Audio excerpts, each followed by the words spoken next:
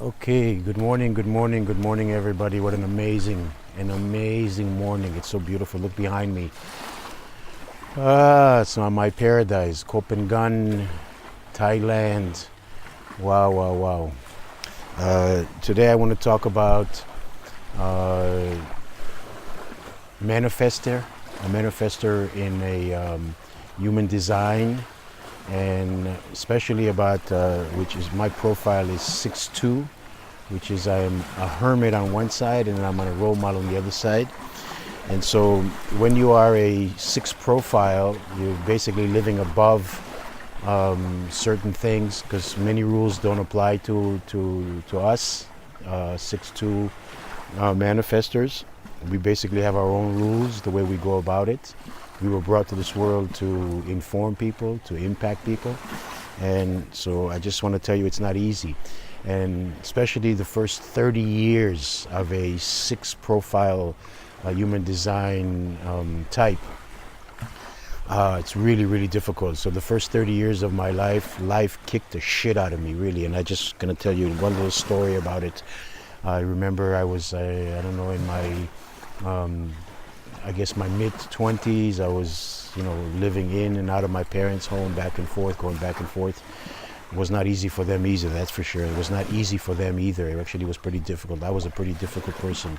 I was a handful, maybe 2 handful. And so I remember I was working for my friend Zohar. He came from a rich family. His father was rich, had some money. And his father had owned what kind of lot was it? It was like a junkyard where they just buy old parts of cars and generators and all kinds of stuff like that and resell it. It was a really good business. His father was making lots and lots of money. They were living up in this mountain in Los Angeles called Mount Olympus. And so I worked for Zohar. Zohar took me, actually it was just, he was my friend, and he saw that I was in really bad shape, meaning I was doing a lot of drugs at the time. He was also doing drugs, so I guess we could relate to each other and things like that. And I remember one day I was working on his lot, and some guy drove into the lot with his car, an old car, and he wanted to sell it for like $300, I remember. And I didn't have a car at the time because Zohar would pick me up all the time back and forth from work and home. And so Zohar asked me if I wanted to buy that car. I didn't have $300 on me. He said, I could just take it off your salary. And I said, okay. So he gave the guy $300. And I remember it was a Friday. And it was a Friday. I will never forget that. And I drove the car home. And that night there was a party that we were supposed to meet someplace in some party.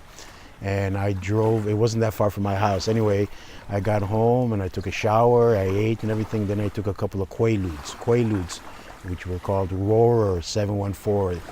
Quaaludes were antidepressant pills. So people were depressed, they would give it to them once they would take the pill, and then the pill would come into effect.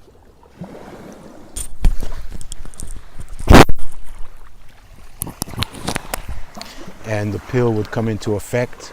It would just make you feel so good, and you can have this confidence, and you can talk to anybody, and you can, if you're a guy, you can talk to the most beautiful girls, and you have no problem with it, because it's just really, it opens you up and allows you to do that. Anyway, I took 2 or 3 Quaaludes because I was already at the time where I was taking one was nothing for me, wouldn't do anything for me. And then I got in my car. I was all dressed up, ready to go to this party, and I maybe got 3 blocks, and about 3 blocks down the road from my parents' house, I smashed the car into a light pole, and I totaled the car.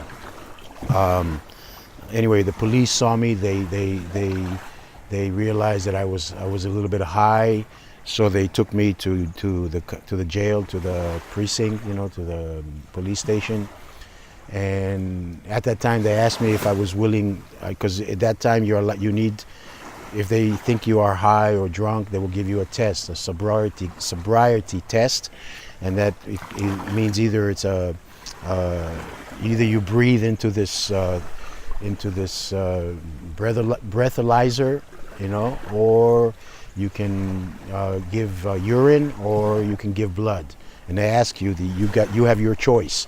So I said, okay, give me the breathalyzer, and I took the breathalyzer, and of course it showed that I was not, because I didn't drink alcohol. So anyway, they knew that I was high. They could tell I was really high, and they took me to the station, and then by the time, they gave me another breathalyzer. By the time they wanted to give me, so I did a urine test, but that time already, it was already too long, and they just it went out of my body, I guess, and so they couldn't arrest me for that. They searched my whole body, they searched all my clothes and stuff, and they found nothing. And then after a few hours, they decided to let me go, and they let me go, and I got my jacket. I remember it was my leather jacket, and then I think Zohar, my friend, came and picked me up. The car, of course, was totaled, so I just let it go. I had no insurance on the car. It was not worth it, so I lost the $300 in the span of a few hours. And as Zohar and I were riding, he was taking me back home. I looked inside my jacket pocket, and I found 10 more Quaaludes inside, which the police missed. Thank God for that. If they didn't miss that, I would have been in jail for I don't know how long a time, but I would have definitely spent some time in jail. They wouldn't have let me go. But I guess that the universe at a certain point also was watching over me in a sense. In one sense, they let me do all these things because that's what I'm supposed to do. As a 6 role model, which I am today, which I was not then, the way to become a role model is to go through all the shit in life and to understand all the shit that doesn't work in life, all the things that don't work. And then as you get older, you start to put things together. So that's what I'm doing now. So this is just one of the stories that I can tell you about all my mishaps and all all the time that life kicked the shit out of me. But I went through it, and one thing about manifestors and one thing about 6 profile line is that we endure, we keep going. If we don't fall or break in the middle of the way, we fall. But if we don't break in the middle of the way and we continue doing what we're doing, then we get to that point. And so here I am now. And that's just one of the stories. I have hundreds and hundreds of different stories about all kinds of mishaps and all kinds of things that how the world kicked the shit out of me. But that's okay now because I'm happy. And look where I am now. So my message to you is don't give up. Never give up. Keep moving. Keep moving. Even though you feel that something is not okay, try to understand what it is. And I can tell you right now, if I had known then at that time when I was growing up, if I had known about human design and I knew about this whole thing, although I don't think at that time it was already even out in the open yet, but I don't think it was even invented yet. But if you are a young person and you know your profile and you know your type, then when things are happening to you, you can understand why they're happening to you, and it makes it much easier than if you don't know.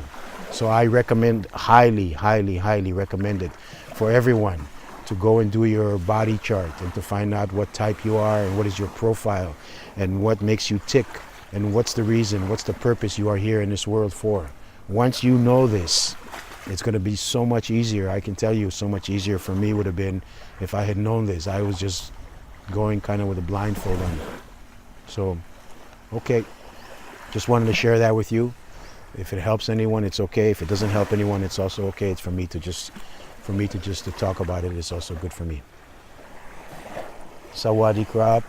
Peace, peace, inner peace, peace all over, peace between each other, peace between whatever. Peace is a wonderful thing. And love, we're all looking for love. We're all looking for love. Sometimes we're looking in the wrong places. And basically, if you look for love, you probably won't find it. Love will just knock on the door one day and it will just say, hey, and it will appear. The universe will send you whatever you want, whatever you need, the universe will send you if you just believe it. And compassion, let's have compassion for things, especially the animals, especially the animals, because the animals are mistreated, slaughtered, and not showed any respect. And inner peace and the universal guidance and the sun. The sun is so amazing. The sun is so powerful. Don't run away from the sun, people.